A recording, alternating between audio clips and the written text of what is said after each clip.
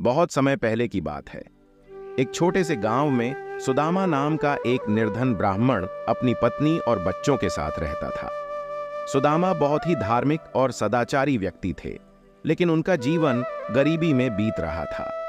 वे ईमानदारी से अपनी आजीविका कमाते थे, परंतु उनका परिवार हमेशा धन की कमी से जूझता रहता था। जैसे जैसे दिवाली का त्योहार नजदीक आया, गांव के लोग अपने घरों को साफ सुथरा कर दियों से सजाने और मां लक्ष्मी की पूजा की तैयारी में जुट गए। लेकिन सुदामा के पास पूजा का आयोजन करने के लिए भी पैसे नहीं थे। सुदामा की पत्नी ने कहा, पतिदेव, दिवाली आ रही है और हमारे पास न तो पूजा की सामग्री है, न ही घर में सजावट के लिए कुछ। क्या इस बार हम ऐसे ही दिवाली मनाएंगे? सुदामा ने उत्तर दिया, हे प्रिय, ईश्वर पर भरोसा रखो। हमें अपनी श्रद्धा और भक्ति से ही मां लक्ष्मी की पूजा करनी चाहिए। अगर हमारी भक्ति सच्ची होगी तो मां लक्ष्मी अवश्य प्रसन्न होंगी और हमारी गरीबी दूर करेंगी। दिवाली की रात सुदामा और उनके परिवार ने अपने छोटे से घर को जितना हो सकता था उतना साफ किया। घर में सिर्फ कुछ पुराने दीपक थे, जिन्हें उन्होंने तेल की कमी के बावजूद जलाने की कोशिश की। उनकी पूजा में न कोई वैभव था, न कोई महंगी सजावट, पर उनकी भक्ति और श्रद्धा अपार थी। उन्होंने सच्चे मन से मां लक्ष्मी का ध्यान किया और प्रार्थना की कि उनकी कृपा उन पर बनी रहे। उस रात जब सुदामा के परिवार ने पूजा समाप्त की और सोने की तैयारी कर रहे थे, तभी दरवाजे पर हल्की दस्तक हुई।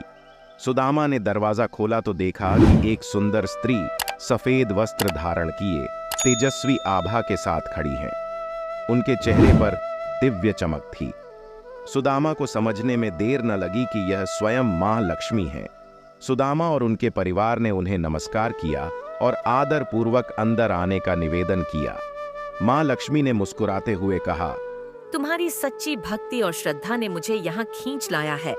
तुमने वैभव की परवाह के बिना मन से मेरी पूजा की है और मैं तुम्हारी भक्ति से बहुत प्रसन्न हूँ। आज से तुम्हारे घर में कभी धन और सुख की कमी नहीं होगी। इतना कहकर मां लक्ष्मी ने आशीर्वाद दिया और तुरंत ही सुदामा का छोटा सा घर एक सुंदर महल में बदल गया। हर जगह सोने चांदी की चमक फैल गई और सुदामा का परिवार धन धान्य से भर गया।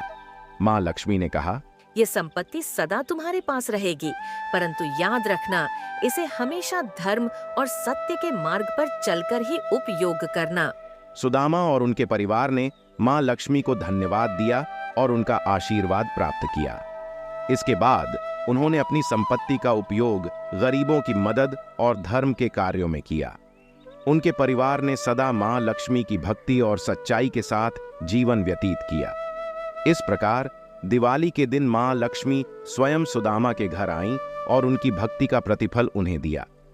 इस कहानी से यह सीख मिलती है कि मां लक्ष्मी केवल धन से नहीं, बल्कि सच्ची श्रद्धा और भक्ति से प्रसन्न होती है, और जहां सच्चा धर्म और प्रेम होता है, वहीं मां लक्ष्मी का वास होता है।